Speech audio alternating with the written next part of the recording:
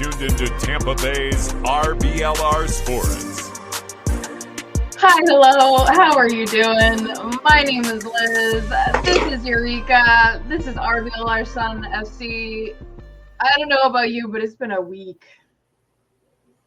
It's been a week. Work has been stressful. Eureka's moving.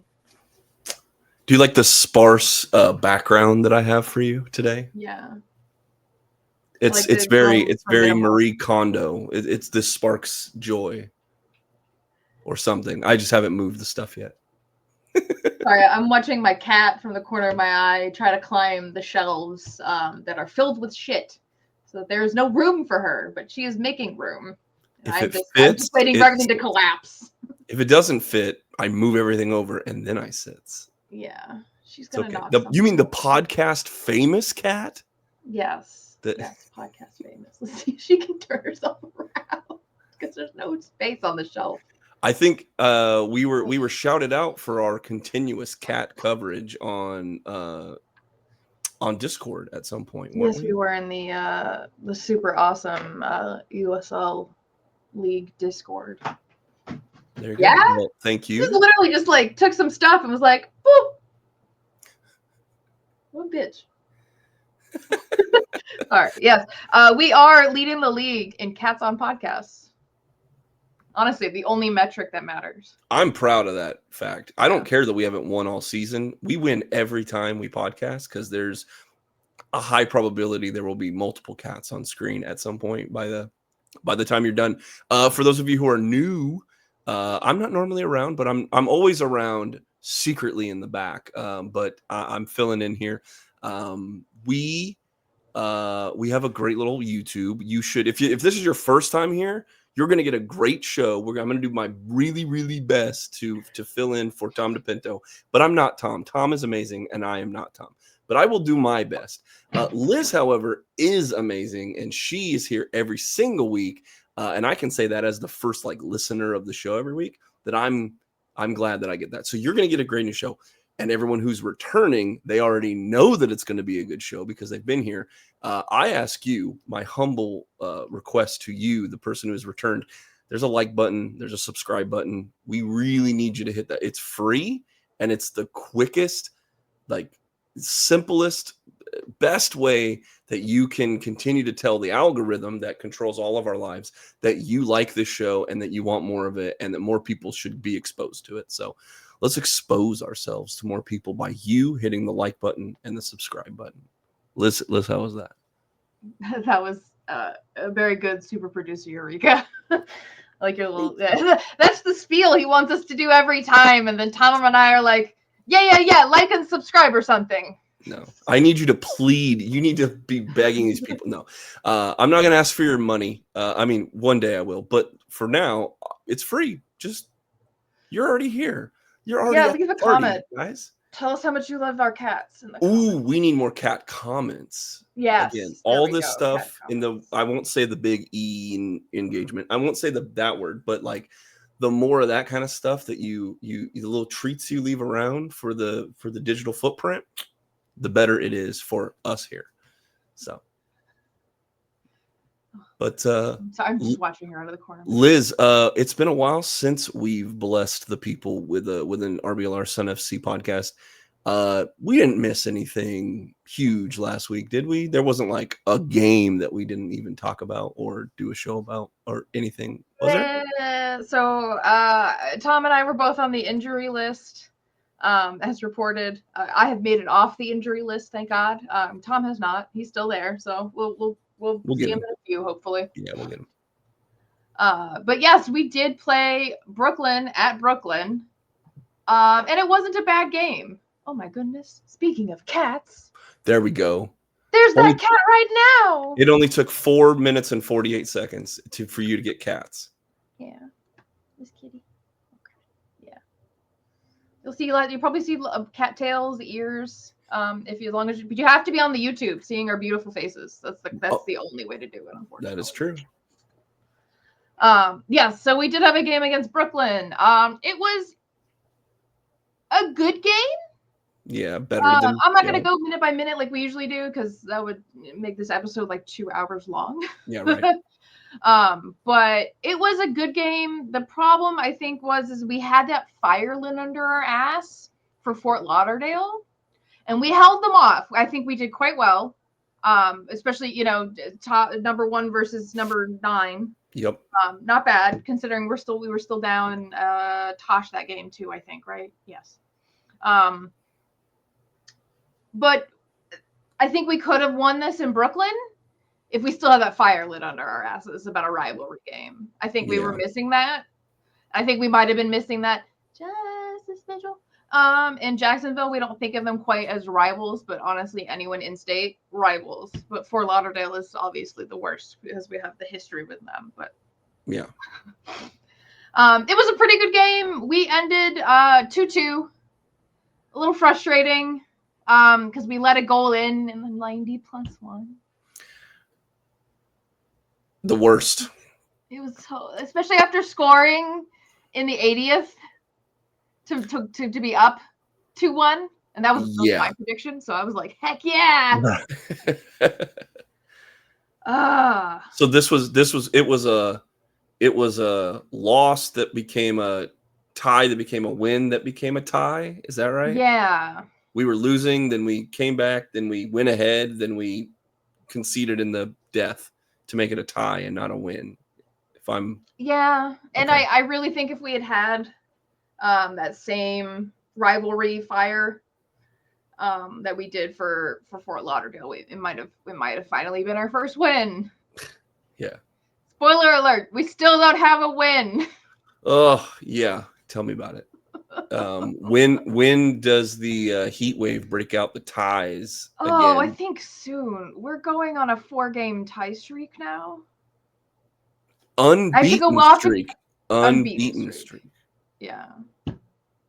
Ties. They're all ties. It's how do we spin this? We have been unbeaten. We have earned a point in the last X amount of games. Oh, yeah. We're still like friggin'. I'm not wasting it on that. We're still like friggin' 5 points. Like 9 we've games. only scored those 5 points in those games. Those are the only points we have of the year. Yes, that's correct. Oh, and I know if we're agonizing over it, the team must be like, of course, dying on the inside. So it's really bad when I'm in a press conference because I know that like I have to ask a question, and but you want to make it seem like I'm like, look, I'm not an idiot. I know you want to score more goals, but like, how specifically do you change or train or whatever to get the goal, right? Because if you just ask, hey, why don't you scoring goals? Like you do get answers from coaches like, well, we're training really hard and the game plan is really sound and we thought we just need to execute better. That's what you're always going to get. And it's like, are you telling me the players aren't good enough? Like, is that what you're telling me? So you have to be there's a game to it, but like you want to make sure you're saying, I know there's not a button that you need to hit that scores the goals. I know it's not that simple. What I'm asking you is like, what change in your preparation or what change in your game plan or what change in the player's mentality or something needs to change. And so, that's kind of what I can tell you right now, I still think having Tosh Flint for this match would have made a bigger difference. And the reason I say that is because what would have made the biggest difference is having Flo. Yeah. This whole match, I was just like, oh, Flo would have got that. I mean, yeah, it's just they haven't made it up. They haven't made up. Not that I want to turn this into the flu. We're all pining over the one that got away, but like we haven't. And I think Tom and you have talked about this. We haven't replaced her dynamic playmaking on the aggregate, right? Like Giamona can dribble. She's a very underrated dribbler, and she can do that. But she was able to maybe make a few of those plays because Flu had gravity, and where like right now it used to be pick your poison. You can't cover every person. Now it's like Nasello is kind of the one dynamic playmaker that can come in from the wing And she's even said, I need to shoot more. And you know, because her first instinct is to enter and then pass when she's in there to maybe like Tankersley or Giamona or Flint or someone that's going to be in that box, ideally. So you're like, we need Nasello to make up that dynamic playmaking that leads to scoring.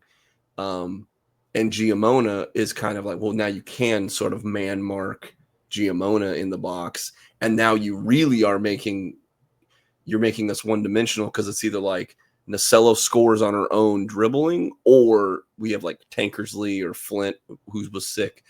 And so now it's like those options diminish quite drastically, because you don't have a second dynamic playmaker that's causing more gravity.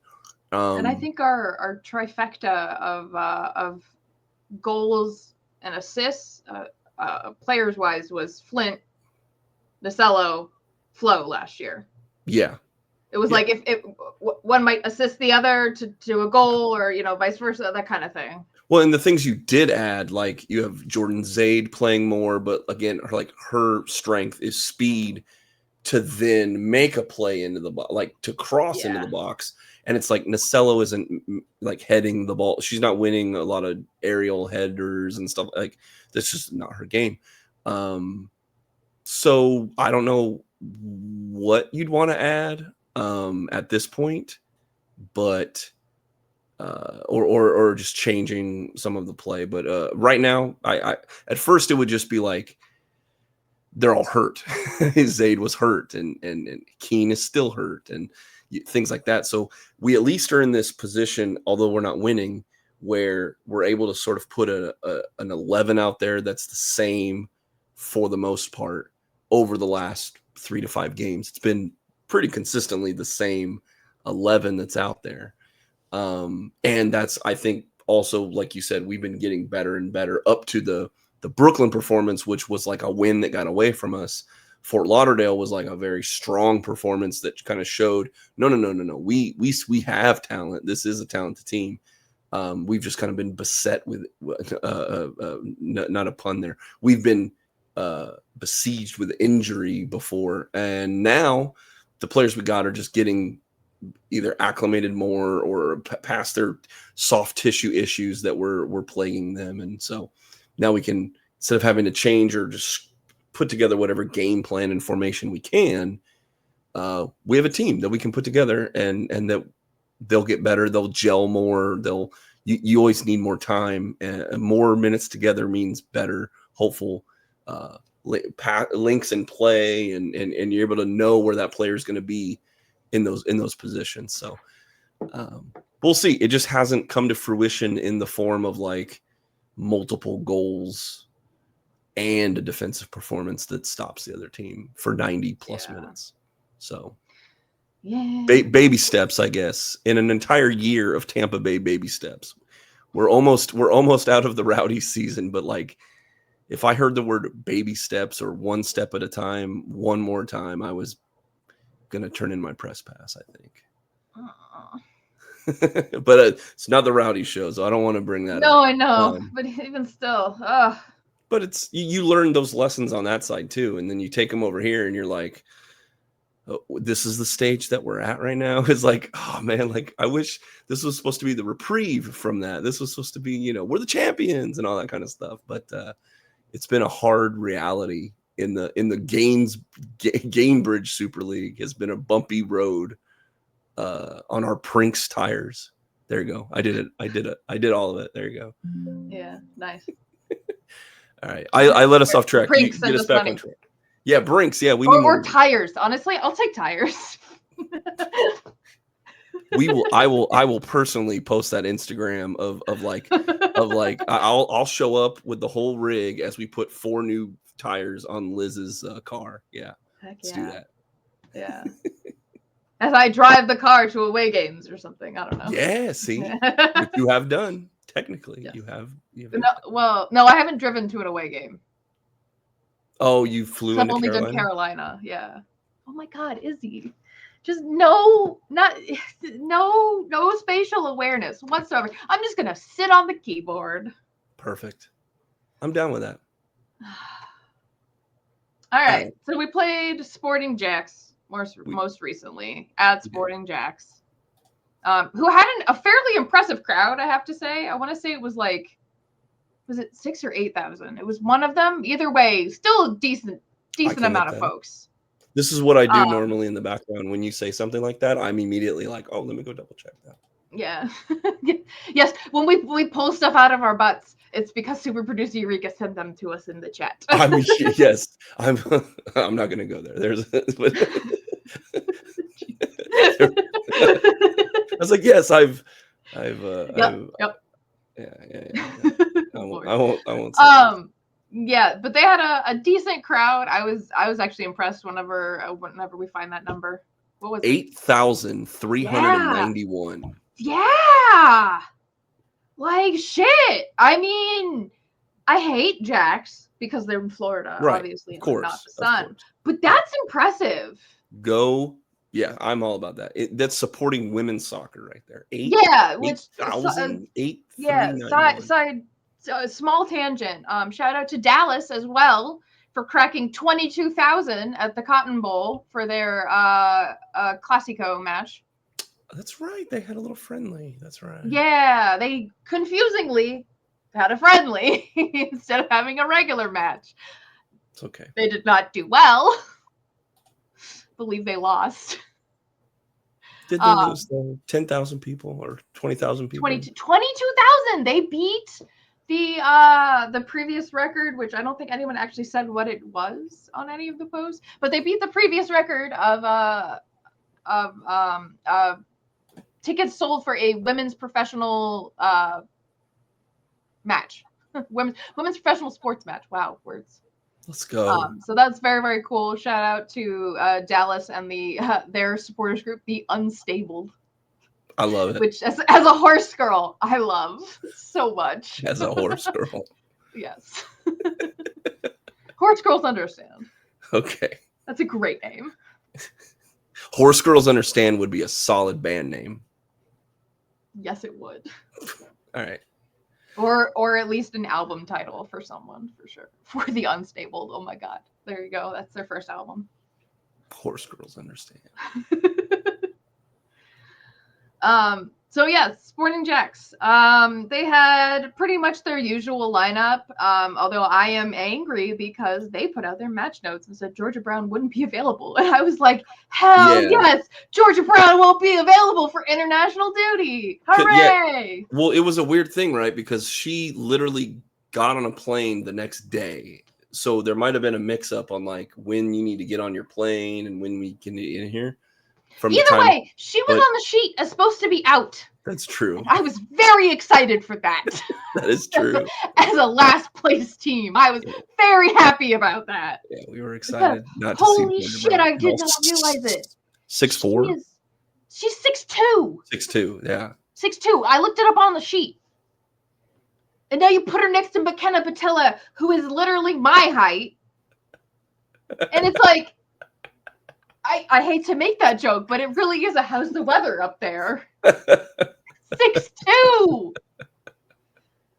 She's a big girl. She's big, yeah. There are goalkeepers that are smaller than that. She is taller than their keeper by like a decent. Didn't we play 4 Bella? inches. Bella was like 5'4". Yeah. Yeah, she tall.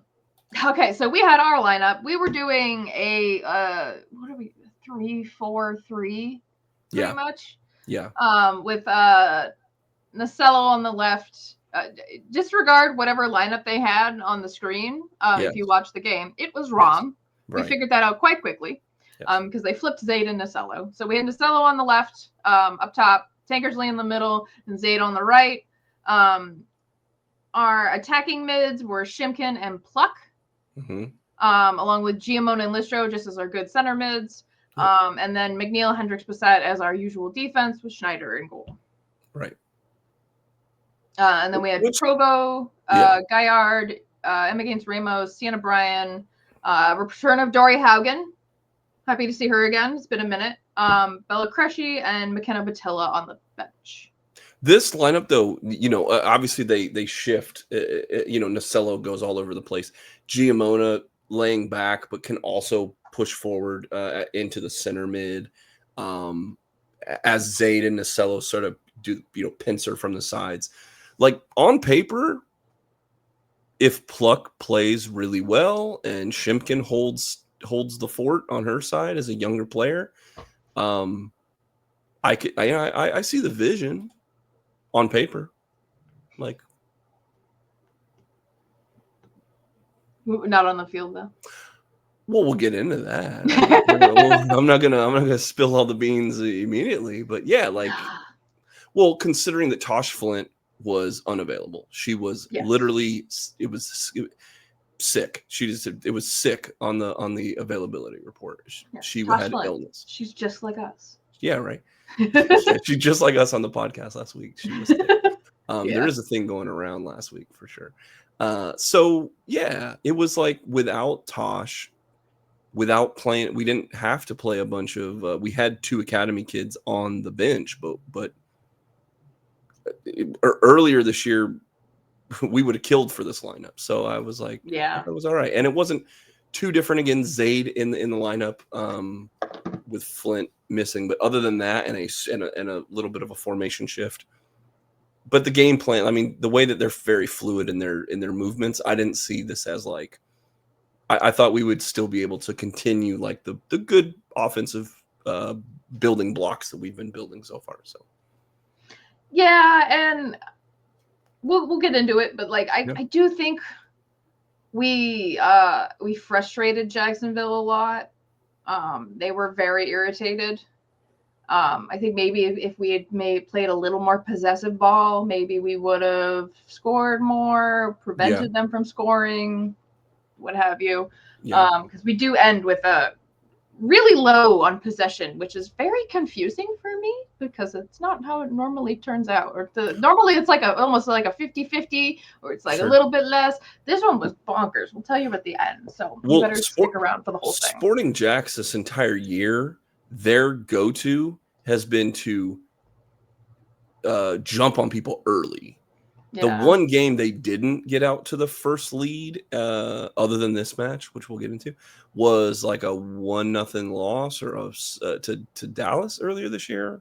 Am I wrong about that? But there's only one game where they didn't score first and score often, and a lot of that is because they hound the ball, they push the pace, they own the possession, and they create. And if other teams give them the time and the opening, they take it, and they've taken, and that's why they've, I think, been better than advertised so far, is because they're playing a very aggressive style, which we sort of had our own counter to be honest with you. I thought that's why we were so frustrating, is we were able to, especially in the first half, we were able to clog the passing lanes. We were able to use their aggression and then get the ball, and the little time we had the ball, we were really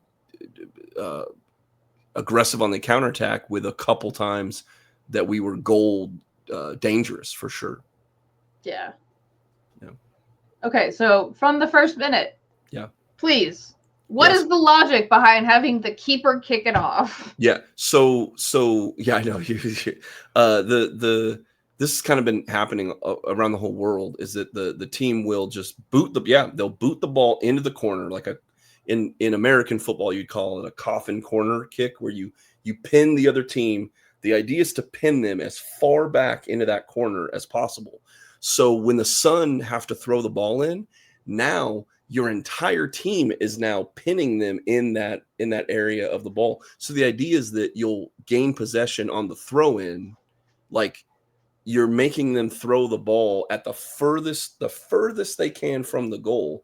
They have to now throw the ball in to keep possession, and then you somehow can disrupt them. And now your whole team is in your offensive third. You now, with a good tackle, get the ball back, and now you're way more dangerous than if you were to kick the ball, send it back to the midfield.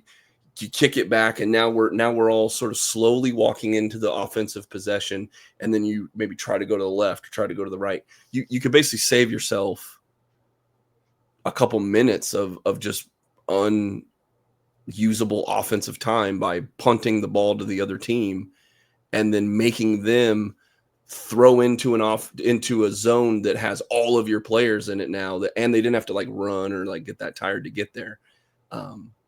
It's skimming, seconds and minutes, but they might add up. That might be the 1 or 2 possessions that you get in that zone. If you can make one good defensive play off a throw-in, now you are in a highly advantageous position with all your players in the right spots. Well, I guess those minutes must count because we looked pooped around like, what was it, like the 70th minute or something? I think. Sure. On it. Yeah. So especially early in the game. I guess that makes sense. Early in the game too, when it's the feeling out period, it's like it gives them less time to feel out the offensive way, the way that you're working it, because it's like, no, I'm putting you in a high pressure situation 3 seconds into the match. Now, and it kind of goes hand in hand with what I said before about their entire playing style. Is like they want to full throttle you from minute one. So.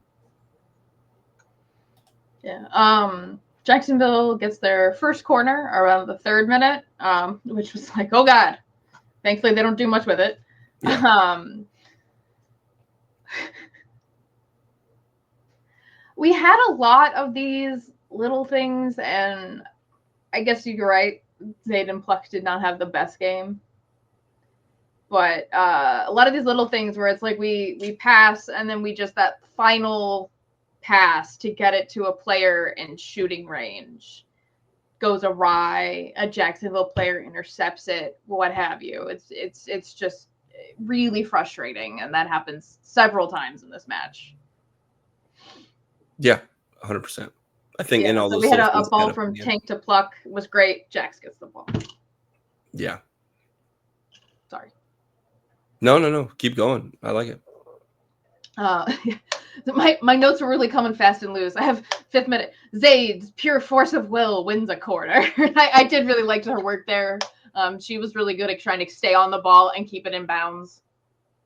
So I still think Zayd had a pretty good match. Okay.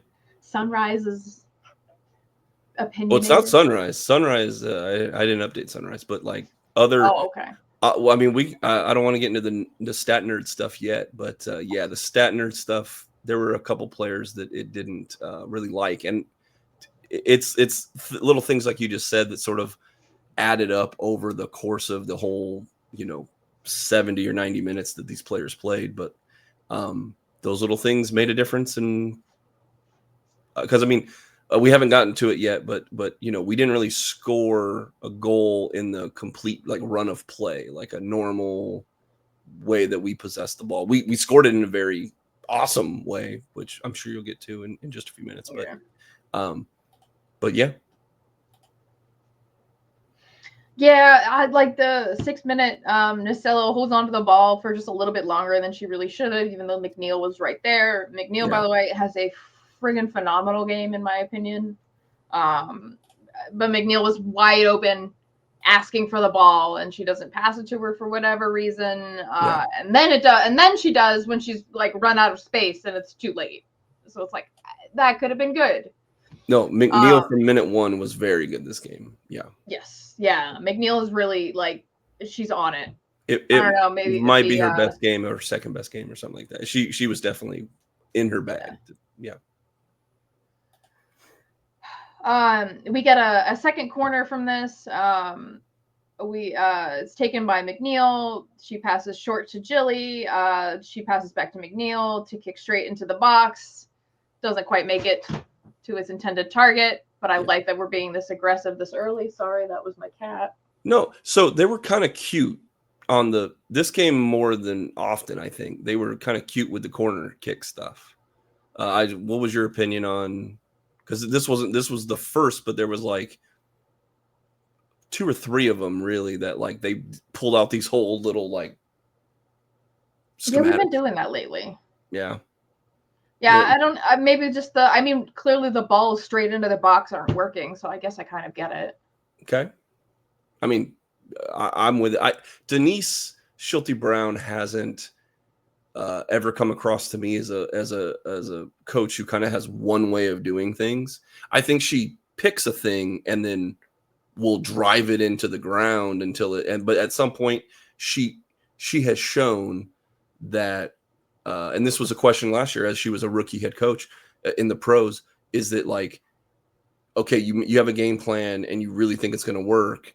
At what point do you pull the plug? Because you can pull that plug too early, or too late. And I think she's found that, like, I think she'll stick with it. She'll give you enough rope to hang yourself, okay. Now we got to try something new. So we'll see how long the cute corners get, because at this point, something has to click. You got to start moving levers and hitting buttons and flipping switches and just seeing if anything will work. And so they didn't. So I wish something would have come. But I don't know. I don't really think there was any like super dangerous chances that came off of like one of these like diagrammed up really cool plays versus like just kicking it into the box to 6 people and see if anyone can get it. So. Yeah, no. No, I don't think there were any like specifically coordinated plays that looked especially dangerous. Yeah. Unfortunately. Yeah. I'm glad they're trying new things though. Yeah. See what happens. Yeah. Schneider makes first big save in the 11th minute. Schneider looked really solid this whole match. Yeah. I was very happy with Schneider. She was on her game the whole match. 10 out of 10. Love it. I agree with that. I thought she had good hands. I thought she did come off her line a lot. Some little things that every once in a while I think she's been bitten by. I thought she played a really good game this game. Yeah. Tankersley gets hit so hard that her back vape falls out. And it was very funny. By back vape, I mean her little stats opta thingy. I don't know what it was. The thing that goes in the sports bra. But it was funny because it looks like someone's just handing her a vape. Maybe that's why her numbers aren't so good on the stat nerd stuff, is that like it couldn't detect like you literally like tumbled, like you went off the pitch. Why did you just randomly run off the field? Like that's not a good play. Maybe that's what happened now that I think about it. All right, I like that. You can see around now, which is about the 15th minute or so, we're really being frustrating for JAX. Their short passes aren't working, and their long passes aren't really working either, which is good. Yeah. To the point where their short passes really screw things up for them. Bissett kicks it. JAX unfortunately does win it. Nasello steals it on a bad pass from them. Chips the keeper. Beautiful goal. Yeah. Keeper so far. She sees that keeper off her line and goes, "Oh no, I'ma boot it." Yeah. Yeah, it was awesome. Who had the other chip in? Was it Moore? Did Jade get one of those, or did Tosh get one of those last year? We did this one time at home last year. I want to know now though. Hold on. Like we got it one time. Giamona. Oh, okay. All right. All right. I have here again, Giamona chips the keeper. Love it. Yeah. So look, a tradition has now brought itself over. Yes, it was great. Honestly, it was just great playmaking by Nasello. She saw the opportunity and she went for it, and I am very glad she did. Right. Great counterattack. You stuck with it even though you lost possession. You get it right back. You're at midfield. She takes a couple dribbles, she sees something. I mean, we didn't even get to see it on the camera because she just kicks the ball, and I'm like, what's going on? And then you see the keeper sort of trying to jump back into to make a save at the very last moment, and it's like, Oh, no. She put it at a very nice angle that dropped in and was behind the keeper at the right time. So it was like, it's Steph Curry. I don't know, for basketball nerds. It's like just Steph Curry just decided to chuck one up from 3, and it was like, all right, Sid, do the damn thing. I'm all about it. And it was 18 minutes in, so now we're like, wait, we've been, like you said, we scored first. We scored first. We were the dominant on the counterattack, though, but we were playing solid defense because, like, if you look at the numbers, even up to this point, they had possession, but we had interceptions, we had tackles, we had all this kind of stuff that would lead to us eventually getting a shot. Not so many on target, but we would get a shot, or we'd earn a corner, or we would make a positive. We were making more positive things happen with our limited possession, if that makes sense. Yeah, and then we scored a goal with the amount of possession we did have. So I'm like, okay, great. If we just continue that, we now have a goal up. We can play defensively. We can just sort of hopefully frustrate them. And then as long as that doesn't turn into a couple, shots on target or something like that, at this point, you're almost a third of the way in the match. And we're like, all right, here we go. Yeah, third of the way in, I was like, hell yeah, we're doing great. Yeah. Even before the goal, I was like, no, I like this. This is good. Yeah. And I think the combination of Sid and McNeil, and then Zaid and Pluck were doing really, really well to just cover those sidelines in their entirety. The wings, sorry. Yeah, all season, Sabrina and Sydney have been two of the standouts. Yeah. So, yeah. Something we noticed is a lot of throw-ins. So it wasn't like a ton of corners or too many like free kicks or set pieces or anything like that. It was just a lot of throw-ins. So we were just being really annoying to them. Yeah. Well, it breaks up their run of play. It breaks up their aggression where they have to reset. And that gives us time to then move our defensive positioning. And it's just, I love it. We're death by 1,000 paper cuts, and you just slowly you drag them into that clock keeps ticking as we keep being able to not be out of position. So I'm here for it. 25th minute, we had a corner. Oh no, I'm sorry. Just before this, one of the plays that was a little frustrating from Tank was Nasello has a pass. Nasello has the ball and she passes up and Tank just doesn't quite make it to there. Right. Maybe Nasello should have slowed it down just a smidge, but then I think the Jacksonville player behind her would have gotten to it. It was just frustrating. Could have been a second goal pretty easily because the keeper was pretty far out of their box at that point. Yeah, the whole play was sort of at the top of that interior box, and Tankersley is coming in. The pass is a little bit ahead of her, so it could have been maybe delivered a little better, but also Tankersley just wasn't.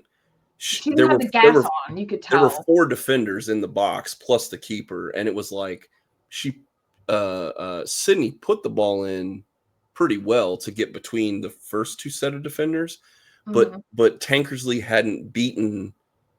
There was the one maybe to the left of her that she did beat, but then there was the keeper and another one that it would have needed to be way more precise, and Tankersley should have been a little faster to the ball in an ideal situation. So it was you said it perfectly. It's one of these 1 more centimeter this way or one more second quicker this way, and yeah, we might have had another goal in the net. So agreed. Yeah, it would have been an easy one. So it's just okay, all right. I see the makings, the sprinklings. I like what's happening. We'll get there. You're being dangerous. Yeah. Yeah. 25th minute, we get a corner. Short pass to Zaid. Phil Potts knocks it out. We get another corner. Right. This one was fun. McNeil goes for the far post, but I don't know if it's the wind or something, but she goes for almost like an Olympico that goes a little too wide. Yeah. That would have been amazing. I'm not going to lie. Jordy has been a little quiet lately in terms of being mentioned, but I think Jordy had a really good game. In the 26th minute, beautiful captain's tackle, just takes the JAX player right out and keeps going. It was wonderful. Yeah. For Jordan Listro, she had, for her, like a personal if measurement, I think she had a way better than average game for her. Yes. Yeah. Where was I? I just lost my train. There it is. At this point, if you stop and watch the Jacksonville players, they're kind of tired and very frustrated. You can see it on their faces. It's great. I was loving every minute of this at this point. Excellent. They're like mad that they're not already winning, because at this point, I think they were probably up by 1 or 2 in that first match of the season. Yeah. I'm thinking they came in being like, oh, we're going to roll right over them again. Yep, not today. Yep. No. 27 minute, little dodgy with pluck with a header. Schneider gets it pretty cleanly. Again, Schneider had a great game. No complaints. Honestly, no complaints about Schneider this match. Yeah, she was good. So one of the notes that I have here, and I say this, I love all my players. I love them all equally. I think maybe Jilly is a little young and needs to maybe just get a little work on the passing and decision making. I would kind of like to see Sandrine maybe starting in that. I also think Jilly was a great set, and I say this with no like irony or anything like that, condensating tone or anything. I think she'd be a great set of fresh legs in like the 60th minute. Yeah. So coming into this match, we've relied on Jilly for over 250 minutes before this match. And, she's putting in for again, let's set the right expectation here. A player who was a practice squad player last season, who was now elevated to the main roster and has had to play, more than 3-4 games worth of minutes now, has done, when I look from a stat nerd perspective, when I in Sunrise, when I look at her against every other player in her position, she's around the 45th percentile, which, just about average of her position, which for a young player who's just getting elevated, I think with those expectations, I think she's met them, right? With like, again, this was Jilly Shimkin, who got a red card the 3rd minute of her season, right? And we were like, oh my God, this young player. So in that, she's actually turned some things around. She's overcome some adversity, kind of beginning things in the league to now being like a solid player. But I agree. The question is like, why isn't Sandrine Gaillard like playing more than, 15 minutes she played this game? Like, I know she came in with an injury, right? When she came in from the Swiss national team, but she's not on the injury report. I mean, I know everyone's got knocks and everyone's banged up a little bit, but she's never been on the injury report as a questionable or out or anything like that since she's arrived. So it's like, we're now 8 matches in at this point. So it's like, is it acclimation to, the Florida heat, even though we're in, is it acclimation to playing our style? Is she like, these are questions that unfortunately I haven't been able to ask in the press conference. And we won't until the middle of November now, but it is a question. Why isn't Sandrine either getting more minutes and or starting? You would expect her to be like Jade Moore or Tosh Flint, a veteran that is she's on the Swiss national team. These were highly credentialed, a highly credentialed resume that we were looking in. And so it's like, I don't know, there's just questions. I don't have the answers for this thing, but there should be the level where we're not relying, again, I'm not trying to be mean, but like, we're not relying on Jilly Shimkin for 90 minutes to 70 minutes, 90 minutes. Because you're going to get, with any young player, you're going to get ups and downs, and that's just how it works. As they grow into their roles, we're going to see them do amazing. Jilly Shimkin has done really fun, cool things, and over the course of it, it's leveled out with a lapse here or there or something like that. That's just going to happen. So. Yeah, it's a thinker. I would love to ask DSB about it. Yeah. So I'll take the first opportunity I get at that. I will take it. So, yeah. Sandrine, if you're listening, hit us up at RBLR Sports or at RBLR Sun FC. We'd love to hear. We love it. Or if you're watching this on YouTube, if you're Sandrine, if you have a nice tea, you're wrapped up in your favorite blanket, and you're like, yeah, you know what? I should hit like and subscribe on that. Drop it in the comments, Sandrine. Let us know why you're not playing so much. We'd love to hear from you or anyone out there at RBLR Sports, at RBLR Sun FC, or literally in the picture box that you're looking at right now. Drop us a comment. Let us know your favorite cat. Let us know your favorite goal of the season, and or anything else you want to let us know. What should we know? What's your favorite tie of the season, since we don't have any wins? Yes. Yeah. What's your favorite tie this season? All my Buddhist friends out there think this is the perfect way that football, a tie is like the most beautiful outcome of a game. Both teams played hard. There were, neither team, a 0-0 tie was like a perfect Buddhist Zen game right there. Ridiculous. Exciting. Nothing's more exciting than a 0-0 tie. I don't know about that. Some of the other scores were pretty exciting. Yeah, we'll get there. But yeah. Well, so at this point, you are literally now 2/3 of the way through the first half. Like you said, Jacksonville's looking frustrated. The game plan is working so far. The offense isn't humming amazingly, but we're on the counterattack a lot. So, how did you see the rest of the first half going? Pretty good. One of my favorites was it took 5 players to take down Nasello and give her first foul of the game. Yeah. So that's always nice to see. Takes 5. All right. Tank goes down on the field for a non-contact injury. She comes back. She's okay. I don't know if that impacts the rest of the game. We'll see. Yeah. Pluck gets beat on a run, but McNeil comes through a little bit later on. Very happy with McNeil. Jacksonville gets their most dangerous shot at that point in the game, around the 42nd minute. So pretty good holding them off, I think, containing them. I liked it. 43rd minute, Jax is still they're knocking now. They are knocking on the door. It is very frustrating. Another great shot from Jax that just happens to go wide. Snyder does not get a hand on this one. It just happens to go a little bit too wide. Thank God. Yeah. And that is the first half.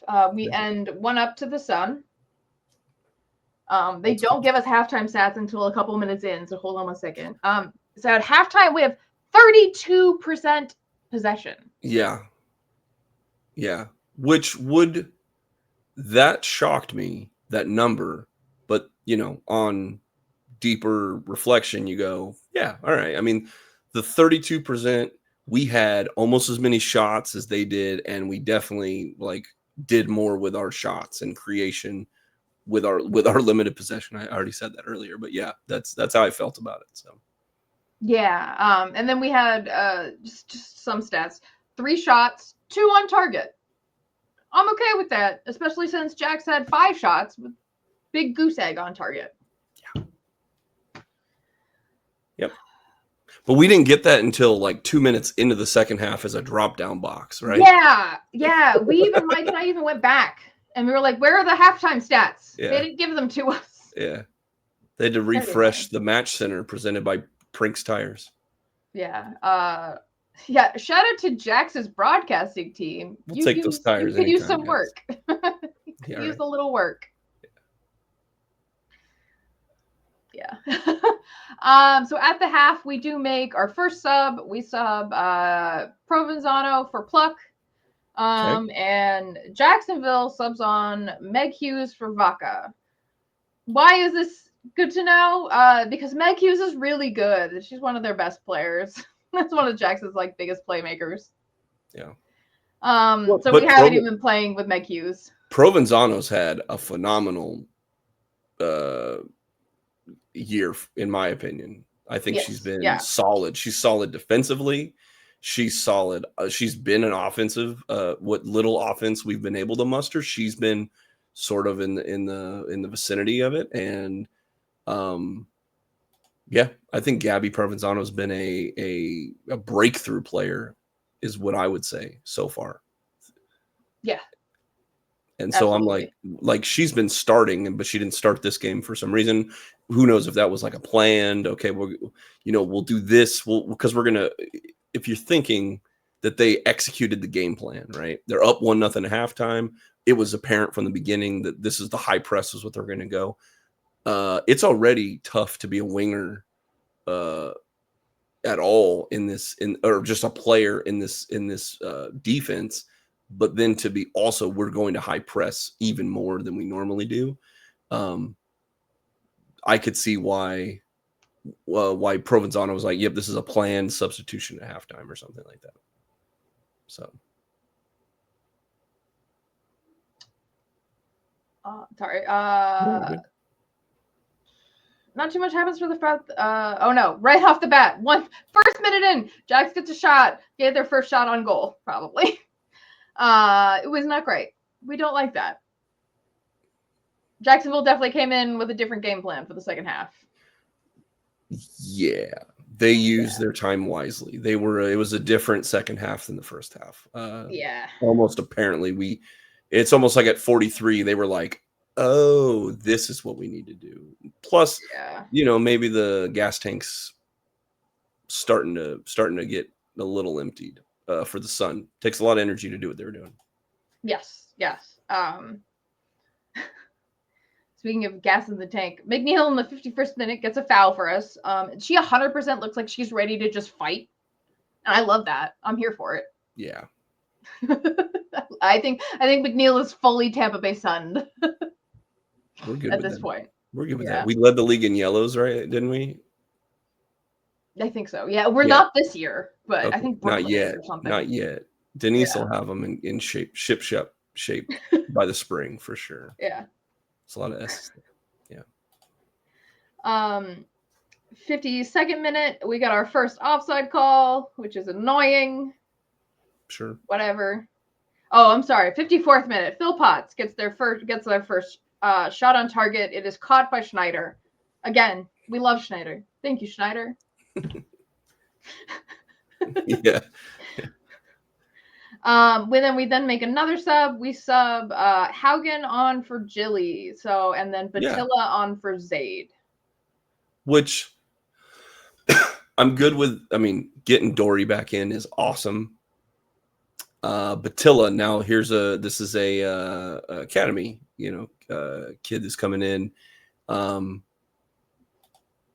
It's been mixed results with Batilla. I mean, what do you want to expect? This is supposed to be the first division of American soccer, and she's literally an academy kid. So there's been a couple bright spots from Batilla, but this is what my expectation is when she comes in. It's like she's had a couple really bright spots where you obviously see the skill and the potential for sure. But I don't know about defensively. I mean, it's at this point you're like, well, what is the rest of the game going to look like, right? And so this is where it would be really nice to have some like seasoned veterans that can come in and play 40 minutes. Maybe like why isn't Sandrine Guillard maybe coming in to play 30 minutes of a game? Yeah. Yeah, it's an odd one, especially since okay, so what I think the lineup changed to after these subs was I think we went to a 4-4-1? No, 4-4. Yeah, it depends on where you want to put Giamona and Tank. But like, but I think we have Tank up top as a 1. Okay, yeah, but I see what you're going for. Is that you're going more defensive by thinking McNeil and Dory on a back with Henney and Bissett in the middle, and then you have sort of like Provenzano, more defensive midfielder with Listro in that midfield with them, and then your attacking front is Nasello on a wing, Patilla on a wing, and Tank and Giamona sort of being able to flip flop in the middle. Yeah, is what I get from that. Yeah. Okay. Yes. 63rd minute, Jacksonville only gets a yellow for a freaking hair pull where we get reds, but okay. I'm not bitter at all. Meanwhile, you see Chili Shimkin on the sidelines be like, don't use it. Don't use it. But yeah, exactly. No, well, Jilly's a nice girl. She doesn't swear. Right. I put first Nasello foul of the night there, but it was earlier. Okay. So even then, 65th minute, takes 3 players to take Nasello down again. I love that it takes multiple players all the time. But they're marking her. That's perfect news for us. Yeah. Yeah. It should be creating more opportunities for other players right now. So 65th minute, I think, is kind of where the leaks are starting to show. We get just, I hate to say it, but like an absolutely garbage free kick from Bissett. Yeah. And then a couple minutes later, 73rd minute, you can definitely see that we have lost some steam because everybody on the team is doing that bent over like thing. Yeah. Our high press is really good, and I like what we're doing, but it's definitely wearing on us quicker in the second 45 than the first. Yeah. Because it only happened around the 40th minute, I want to say, in the first half, whereas we're only about 20-25 minutes in now to the second half with some fresh legs, and we're still like a little cooked. And DSB notices this and immediately makes a sub in the 74th. Takes takeout, puts Emma Gaines Ramos in. Okay. And it's at this point that Patilla is standing next to Georgia Brown, and it's hilarious because Georgia Brown is 6'2", and I think Patilla is 5'4" in her cleats. I think she honestly might be 5'3". I still think I might be a little bit taller. It's funny. Yeah. 76th minute. I have to make a note. Giamona looks pooped. Well, she ain't the only one. But yeah. She's been doing a lot. Yeah. Schneider makes a great save a couple minutes later. Jacksonville completely wastes a chance. I love that. 10 out of 10. Keep doing that. Right. Yeah, but there's a theme coming on here, right? It's like they're knocking again. There's a theme, yeah. Yeah, we were able to hold them off for a little bit, I will say, because they don't have any notes about any other shots since like what is this? Early in the first half. Early, like first 10 minutes. Yeah.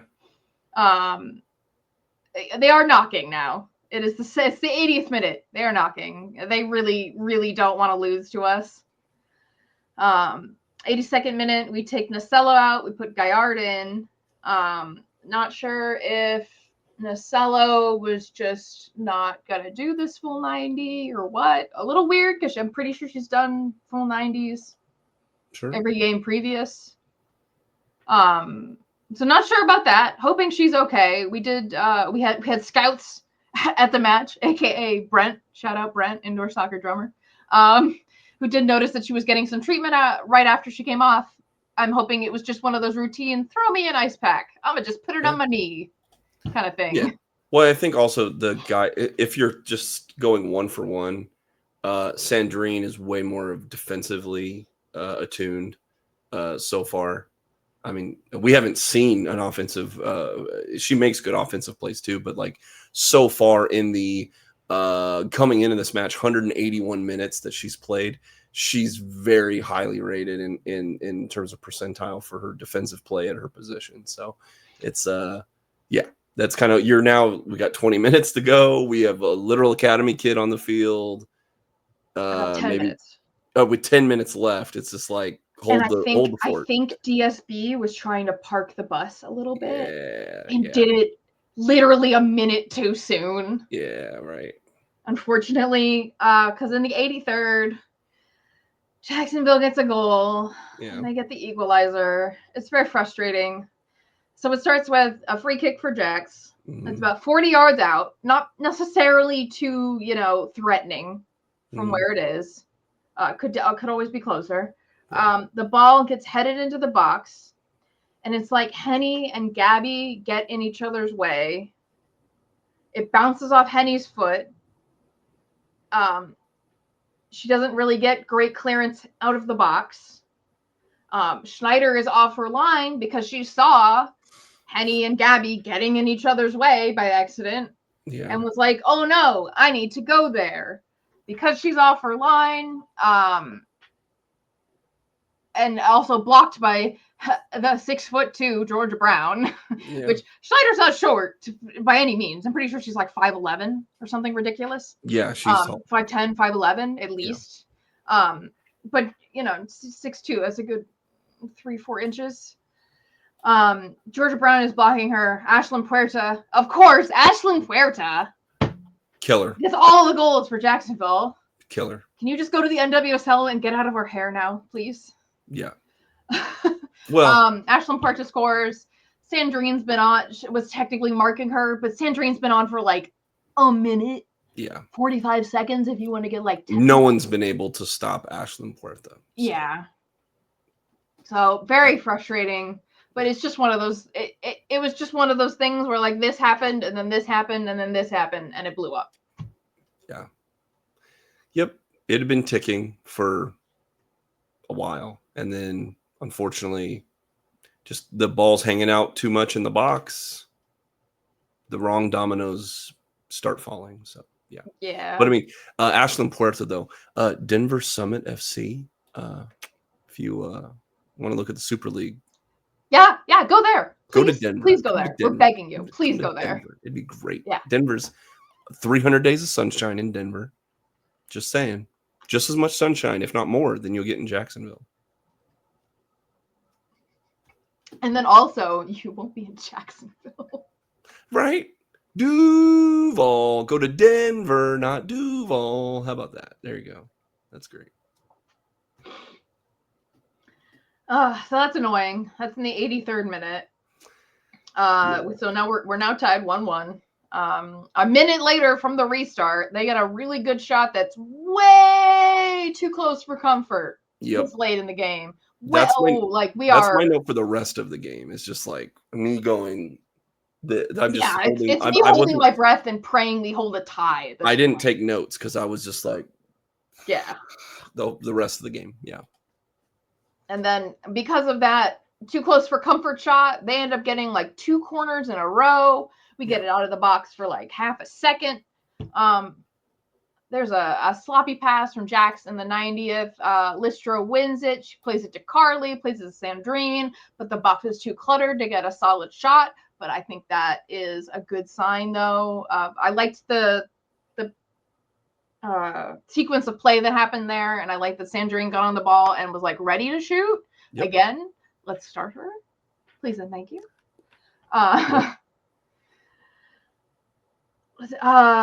90+2, we get another really close chance. It's a free kick that just needs someone to flick it into the goal. You know who that would be? Yeah, sure. That would be Flo. Yeah. That was one of those ones where I was like, oh, Flo would have been there. Yeah. It's okay. 90 plus 3, we got an offside. We're just moving a little too fast. Very last minute, 90 plus 4, and I think we only had 3 minutes of stoppage time or something like that. Way too close of a chance again for JAX. We are incredibly lucky that we actually didn't lose this match at the last minute. Right. The literal last minute. Yes. And then my highlight of the match was I did like that our back vape came out, but we also knocked Vaca's shin guard fully out of her sock at one point, and there was just shin guard on the field, and that was very funny. That's hilarious.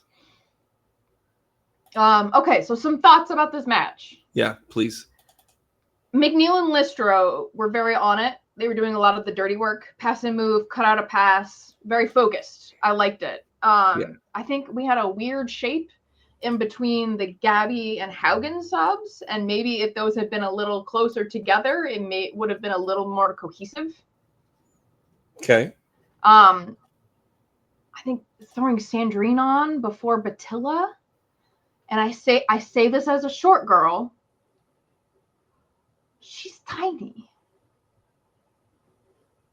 I think maybe she might have a little more success in like a Giamona spot. Trying to go right up against players like Georgia Brown is hard. Yeah. It's hard when you're a normal height for a soccer player, which is 5'6", 5'7" kind of thing. But when you're even shorter, I think maybe we put Giamona in Batilla in like a Giamona spot. Yeah. And she might be a little more successful. We end with 4 shots. So somehow we lose a shot, by the way. Oh, okay. They took a shot away from us? Yeah, they took a shot away from us from halftime to the end. That's funny. But we ended with 28% possession. So we did lose a little bit from halftime, and it showed.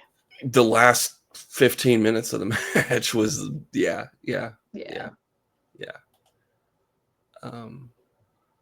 Yeah, it's kind of we've kind of already gone over a lot of my bigger picture things that I was saying about some of the questions that I had, but like overall, this is a tie that could have been a loss, and I think it's one that like against a team that is doing demonstrably better than we are, I think it should not be lost on us, Heat Wave and Sun Faithful, that are that we were playing a hot team that is compared to where we are at, they should have beat us. And Sunrise thought so too by a lot. And Sunrise is doing us dirty. This is what the numbers say. And so going into it, they have, I mean, a lot of players: Bowman, Puerta, Vaca, Lester, Hunt. Puerta's leading the league in goals. Very annoying. Jones. Those are all players that are highly above average in terms of at just weighed against their own positions. Those are players that are demonstrably better than average. Okay. On our side, I can name you Nasello, McNeil, Provenzano, and Elgin, Flint, and even in 180 minutes, Moran. But again, Flint's hurt. They're not playing, or is she sick? Moran, Gaillard. I'm sorry. My plea to the stat people out there, because the Gainbridge Super League still lists Sandrine Moran. So I apologize. When I download the data, it's Sandrine Moran, and she's on my list of like there's like now 8 players that have their old names, like the Prowley stuff. Yeah. It's that stuff that I have to by hand change. So I apologize. I'm looking at a different database. So, but Sandrine hasn't been playing a lot. Elgin's been hurt. Like, so if you take those two, now you're looking at Nasello, McNeil, and Provenzano are the players that have 300 or more minutes for the team that are way better than average. There's 3 on our team, 4 if Flint's in. Okay. Yeah. There's 4 versus the 7 or 8 that I just listed off the top of the spreadsheet. So with that said, we took the lead. We didn't get it on the free kick. We didn't get it on a run of play. We didn't get on it on a cross to a header. We didn't get it on a corner kick. We didn't get it. We got it on a chip shot from midfield. With that said, we played really good defensive game plan that maybe should have resulted in 1 or 2 more goals. And then we would be able to make subs, park the bus, hold it back, have a 2-0 lead, give up a goal. Who cares? We get out of there with a 2-1 win. Everyone's happy. We're good to go. But we only got the chip shot because the rest of the offense just unfortunately didn't create anything. But we only gave up the 1 goal late in the game as we were like absolutely gassed with and then we held on for another 10-15 minutes even though as the chances were getting better. If there was another 10-20 minutes in this game, who knows what the score result would have been. But that's football, and that's how it works. And so that's why I'm happy that we got the result. But I don't know how much forward stepping we took. Like we weren't demonstrably. I keep using the word demonstrably, but like we weren't noticeably better in this game than we were in Brooklyn. Yeah, I agree. So, and again, that Tosh Flint is probably like a big reason for that. Like she's an engine of for the team for sure. So of course you lose someone that important to what you do. I think them being in a good way a plateau over the 2 games, not having Flint in there, I think is a positive. And we have this break now that we can hopefully get better. We can maybe see Elgins and Flint and, maybe Sandrine a little bit more. I mean, we can get more of this like veteran presence that we can get where it gives DSB a little bit more pieces on the chessboard to maneuver. So those are kind of my overall thoughts on the game. I think you should be happy that it isn't a 2-1 loss. Yes. So I'm happy it's not a 3-1 loss. Sure. I mean, that's how we lost last time. Yeah. I mean, it used to, we saw it. We saw them take it right to us immediately. Yeah. And that wasn't going to happen this time. And I think they accomplished that. If that was written on the board, they accomplished that goal. So, yeah. All right. Who was your player of the match? Sydney Nasello. I thought Sydney was phenomenal. I think, again, she was someone that was going to get double marked. It was going to be front and center as like the player we need to contain.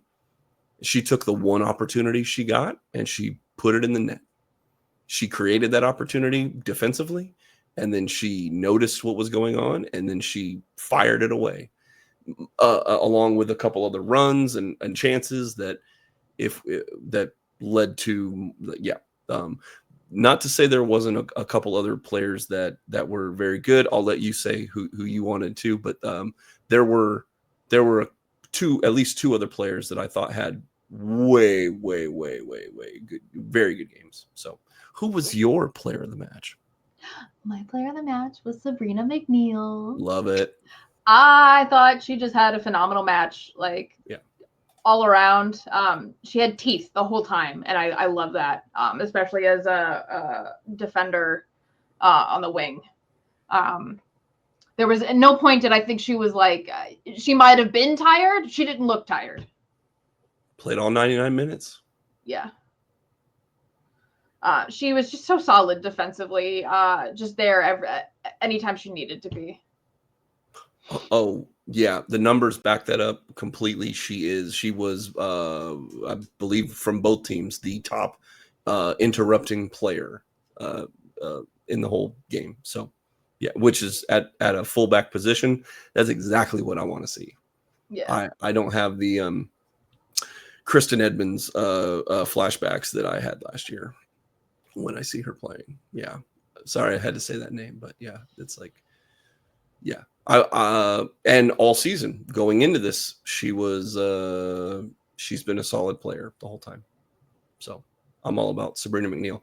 The third player that you could have pulled out of the hat was Carly Giamona. I think it should be stated Carly Giamona, I believe, had whether it's passing, dribbling, interrupting defensively. I think that Carly,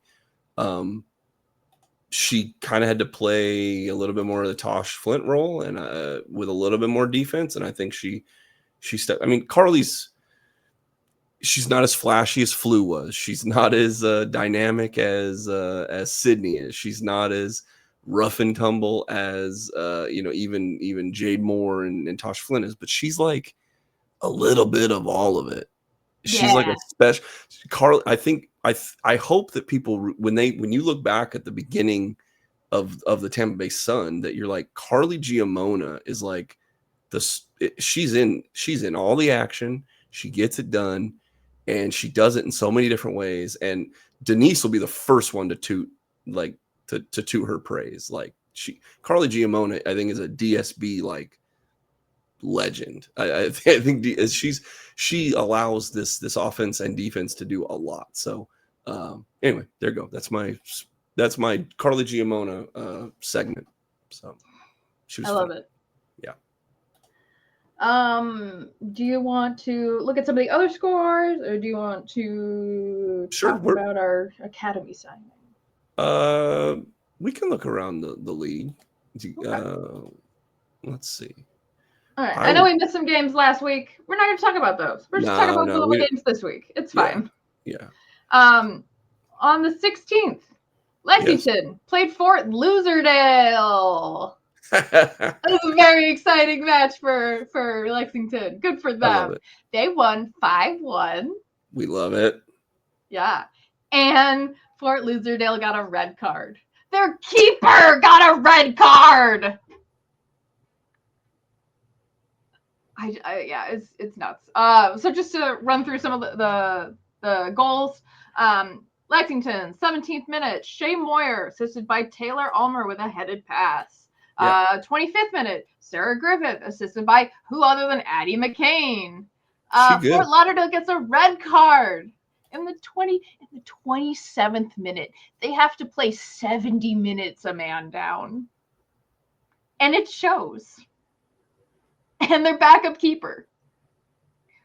I forgot the minutes for that one. I lost the minutes for the next one. But Sarah Griffith scores again. Unassisted. We go to halftime. And then Lexington's like, nah, we're not done yet. Because Addie McCain's like, I want to score a goal too. And she gets a goal in the 67th, assisted by who other than Amina Ekic. And then Catherine Berry's like, no, I scored in the last game. I want to do it again. 78th minute, assisted by Tati Fung. And then Fort Lauderdale's like, no, but we still know how to do that. And they get one goal in the 81st minute by Lily McCarthy, assisted by Kelly Van Treek. But it still ends 5-1. Oh. They should have got 6. That would have been nice. I actually would have liked it if Lexington maybe broke some records with that one. Yeah. Addie McCain still rules. Amina Ekic still rules. MVP of the league. Allison Pantuso, killing it. Catherine Berry, amazing. Sarah Griffith. Oh, well, at least that's the name. And if any of these names are not the right names, I apologize on behalf of the Gainbridge Super League. But all those, but even like, I mean, they're pretty good. Lexington was dead last, if not negative, points in Sunrise towards the end of the year. And they were like, let's just go get all the good players. And so far it's working. So good for them. And good for them against Fart Lauderdale. It was great. Fart Lauderdale. So that was our weird Thursday match. Yeah. And then we had... So technically Sporting JAX played on Tuesday as well. Yeah, I didn't include that, but yes. Yeah, they won. They beat DC Power 1-0 on Tuesday. That was technically this week. That was technically a week 9 game. Then Fort Lauderdale losing to Lexington was great. Then we had another game on Saturday. We were the Saturday game with another game, and then there was a Sunday game. So yes. So the other Saturday game was Brooklyn versus Carolina. This ends with Carolina winning 2-1. Carolina's Brianna Martinez gets a goal in the 24th unassisted. They come back from halftime. Jill Aguilera's like, nah, we can do this better, and gets a goal in the 56th, assisted by Audrey Harding. Brooklyn gets some fight around the 67th minute. They get a goal. Sophia Lewis, assisted by Jess Garziano, but that is where it ends. And that, unusually too, is also Brooklyn being on a month-long home streak. So you think they'd be doing a little better. Yeah. Carolina, I think, is ready to make a run. They haven't won a lot of games either. They've had a lot of ties this year. I think that was their first win. The second win now in the last in the last 5 games. They've lost to Spokane, lost a 3-4 game to Jacksonville. Okay. Then they beat DC 3-2. They drew Lexington 1-1, and now beat Brooklyn 2-1. So that's an impressive. They lost one of those games, but I mean Spokane is number 2 in the league, and they gave up 1 goal to them. Jacksonville is very tough, even though they're sort of in the middle here. DC started hot, they kind of fell off, but they put 3 goals against them. They tied 1-1 against the best team in the league right now, and then beat Brooklyn 2-1, where we just had a tough up and down with them. So Carolina's not in the playoffs, but like the numbers are underlying. They're kind of like Spokane was at that one point, where it's like the numbers are showing that they have a lot of talented players that they're just not getting the results right now. So I'm looking at them like you got to watch for them. I think they'd be a playoff team. Yeah. So we'll see. And then the final match of the weekend was DC versus Spokane, which ended 1-1. Yep. Spokane gets a penalty in the 52nd minute, so nothing happens in the entire first half. Not nothing, but like no goals. Catch the fever. Yeah, love it. Yeah. Allie Cook gets that 52nd minute penalty, and then DC comes back in the 90+ fifth to get that equalizer. Gianna Gorley, assisted by Alexis Thoreau. Yeah, who are both having great years. Yeah. So yes, that one ends 1-1. And DC does get that equalizer right at the end to save themselves from a loss. Paige is also doing really well there. I should say that as like someone who was I was critical for the first at least half of the season on her as she was getting acclimated.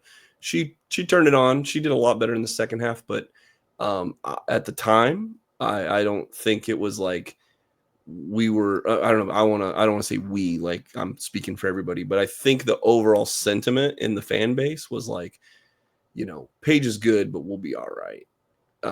And she's been great, and I think in some instances we might use another like defender that can create offensively.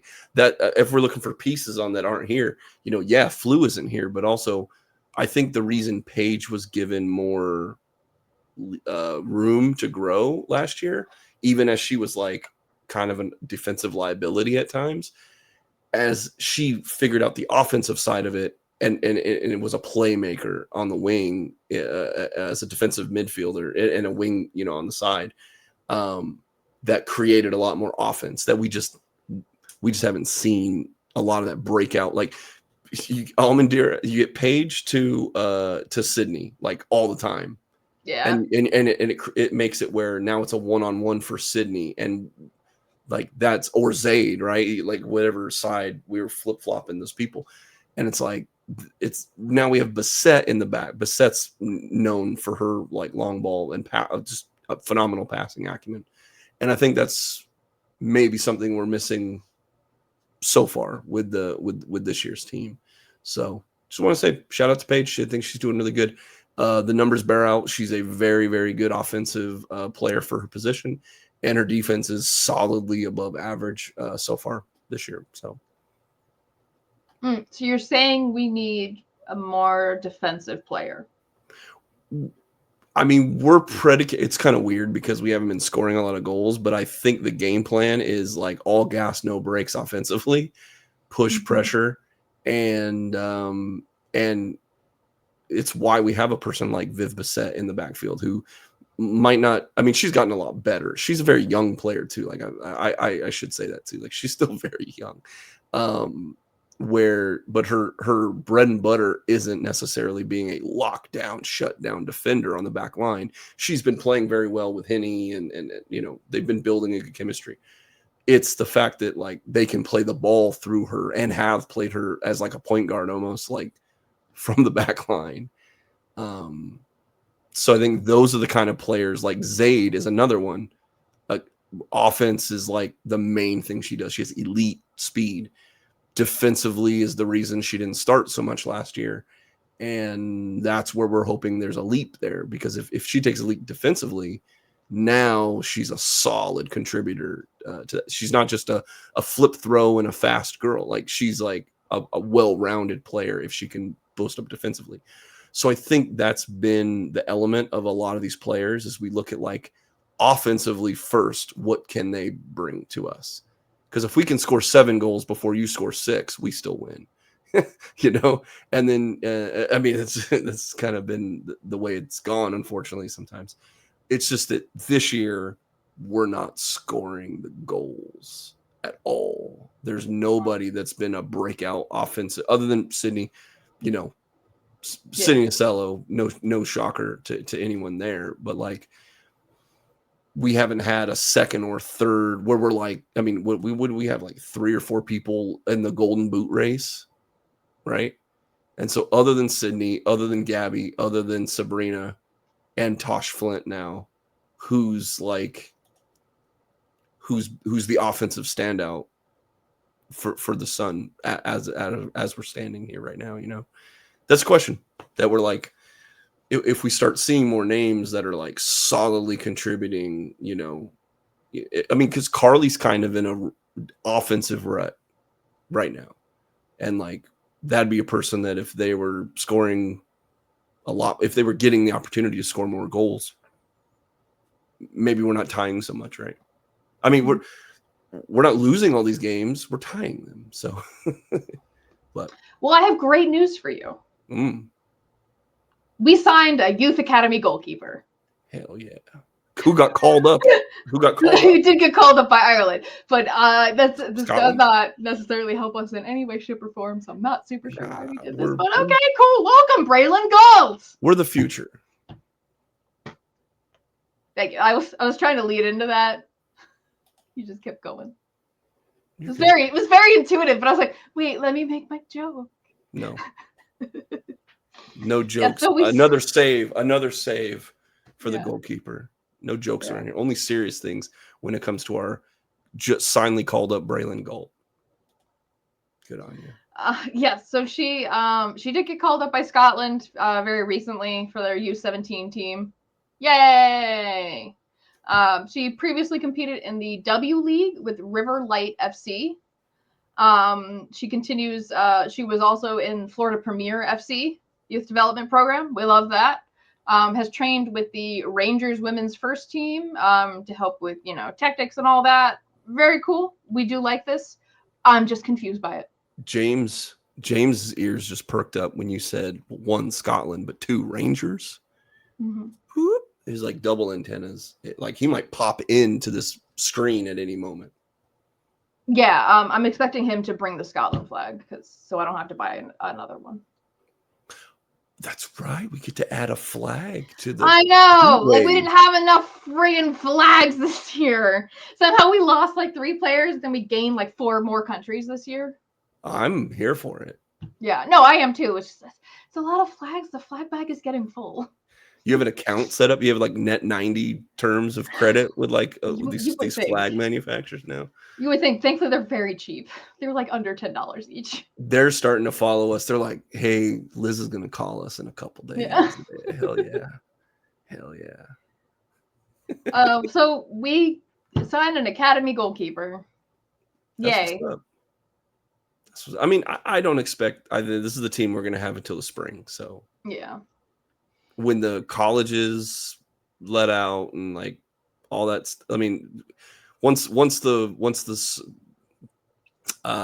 soccer season's over for the NCAA, I think we're going to see more signings, and maybe even some other player movement.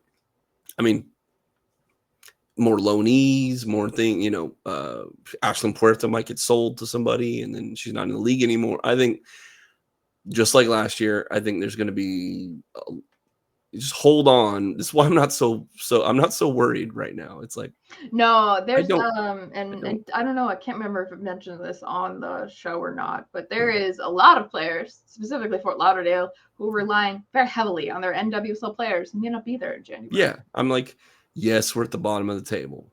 Yes, we have 5 points, but 12 points is where Jacksonville sits right now. Carolina's 5 points above us. Dallas is 5 points above us. DC and Brooklyn are 2 points above us. Like, it's going to be okay, guys. Don't worry yourselves about it. We're going to be all right. And we all get this weekend off. There are no games. I'm guessing we're doing the international break thing. Something like that. We got to watch. We got to watch the U17 Scotland team. We do, yes. We have to watch for Braille and Gold. We have all those flags. We're gonna have like split screens all over the place, watching all of our awesome Tampa Bay Sun players from around the world. Yeah, I'm here for it. And then in other league news, Emily Pringle of Brooklyn FC retires. Yes. That is correct. Retires. Hell of 100 minutes you played. I mean, yeah, she did only have 104 minutes in 5 games. So maybe she was just like, I'm good. She's also only 24, which is pretty young. Okay. But I guess best of luck to her. I'm sure she's in Sunrise here. Let me pull her up. Let's see what value. She is 120 minutes. She was in the 14th percentile of her. So, I mean, not 120 minutes. What are you going to do about that? But like, yeah. So we're sorry, Emily. I wish it would have worked out for you, but Brooklyn has a weird history of players just retiring. Yeah, she's 2 years. It's one of those things like if I had a nickel for every time it's happened to a Brooklyn player has just retired abruptly. I'd only have 2 nickels, but it is weird that it's happened twice. I mean, let's see. Just on the Emily Pringle thing, she was captain at UCLA. She was at Penn, then she went to UCLA. Phenomenal defender so far. Brisbane Roar for 23 appearances. Then she goes to San Diego Wave. But there was no appearances. And then Brooklyn FC for the 6 appearances she made. And then, yeah. So anyway, I think it's a pretty good career for most people. You made it, but I don't know why she's retiring. Who knows? Yeah. Maybe she's putting that UCLA degree to good use. Well, best of luck to her. Yeah. And I want to say that about wraps it up for this week. I love it. It was only 93 minutes this week, so we shortened it up for somehow we yapped more. Well, that comes easy for me. So that doesn't surprise. I know who I am. Thank you, though, Liz. I want to say I don't get a lot of opportunities to be on this side of the camera, and I want to say that you and whether it's Tom or James and everybody, you have done a phenomenal job keeping me on track this episode, but also the wonderful chaotic dynamic that you and Tom always have. You do a great job steering the ship. So I want to say it to your digital face that I can see there, that you rule. And now the audience knows how I feel about you kicking butt every week. And you didn't even have to use your one. We had a whole conversation. We did. And you didn't have to use the one. So, maybe I can get FCC approved if, this is the one show that won't get us approved for the FCC. But, We have to put the PG-13 rating on it because you get the one. You get the one. Yeah. But all right. Well, thank you. So let me say to the people out there that if you like what Liz is doing, if you like what Tom does, if you like what James does as our writer every week, I got a free thing you can do, and that's hit the like button, hit the subscribe button. Again, I don't want to hit you over the head too hard with it, but it really, really helps. It helps the entire channel. We're on our march towards 1K. We're almost at 1,000 subscribers, which is huge for a little old tiny, bunch of volunteers that we are here. I think that Liz puts in a hell of a performance every week. The amount of time that they spend on rewatching the games, putting the notes together, coming up with all the jokes that they do, corralling the cats for like an hour and 35 minutes. Like it's a lot of a process. And so all you got to do, one, thank you for your time that you're giving us and you're listening to this. And I hope this brightens your day at work or your workout or wherever you enjoy RBLR. I hope that like we're really giving you the 5-star performance. So if you agree with that, just hit the like button, hit the subscribe button, and I'm going to record this whole thing so that Liz and Tom never have to say it ever again. Thank you. That'd be great, actually. We can just press a button. Hi guys, Eureka here to beg and plead and sell you on liking and subscribing. All right. I think we did the podcast. We did the podcast. Good job. All right. Bye. Well, you can go turn into a pumpkin now. We're out of here. Let's score more goals, guys. Thank you for tuning into this presentation by RBLR Sports. On your way out of the stadium, please remember to like and subscribe.